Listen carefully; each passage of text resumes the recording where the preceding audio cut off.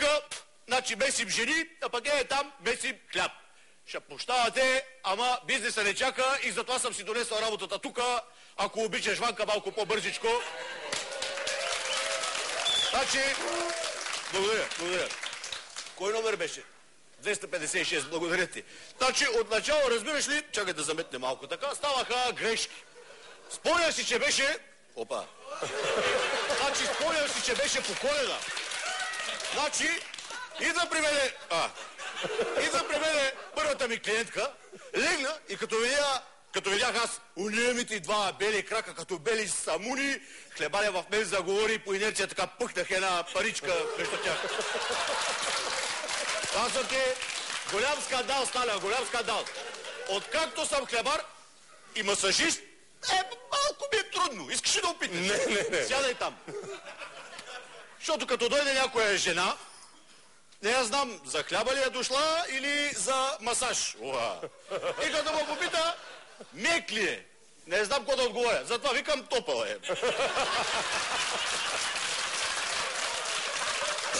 Какво викаш? Че трябва вече да... Какво трябва да ми е? Трябва да ми е станал. За хляба говори. Що не съм пицар, бе? Ако съм някой пицар така да фана, да я размята малко, да я завърта малко, и аз се обърни по гръб.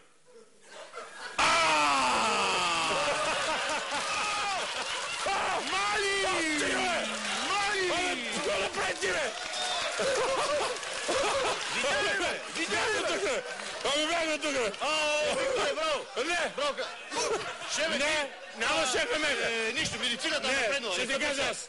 Медицината е напреднала, ще помогне.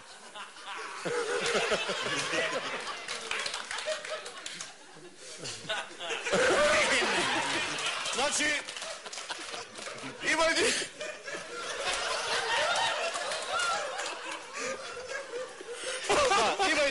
друг малък проблем. Състава моята двойна работа. Значи, тук масажирам, после тичам меся хляб. Връщам се, масажирам, после пак меся хляб. Връщам се, масажирам, пак меся хляб. Връщам се, масажирам, меся хляб. Накрая вадя е такъв хляб. Не толкова голям, толкова космат. Сега под секрет да ви кажа, че от време на време изпълнявам и малко ми е неудобно секс услуги. Айде, бе! Да. Защото то едно си върви с другото. Да. Не го показвай сега. Обаче имам и някои така неприятности и много неприятни спомени. Значи миналата седмица беше дошла една жена, голямо цепеняче. Значи цялото й тяло крещи за секс, пак тя мълчи. Питам я, защо мълчиш? Тя вика, искам, мълча. Това жените не мога да разбереш. Ето, иска, а мълчи. Значи сега, както си масажирах и прошепнах, страхотно ближе и съм дискретен. Тя ми се тросна. Тогава си оближи задника и не казвай на никой.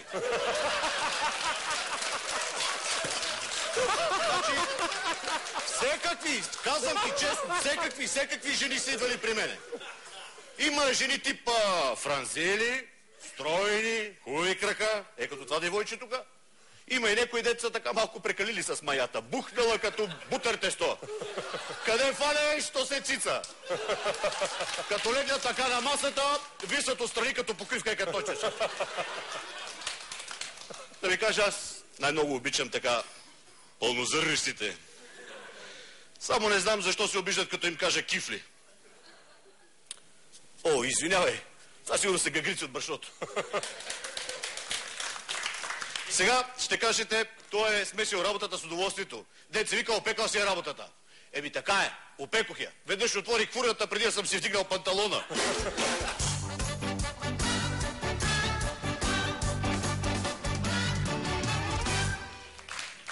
Уважаеми зрители, това беше всичко от мен за днес.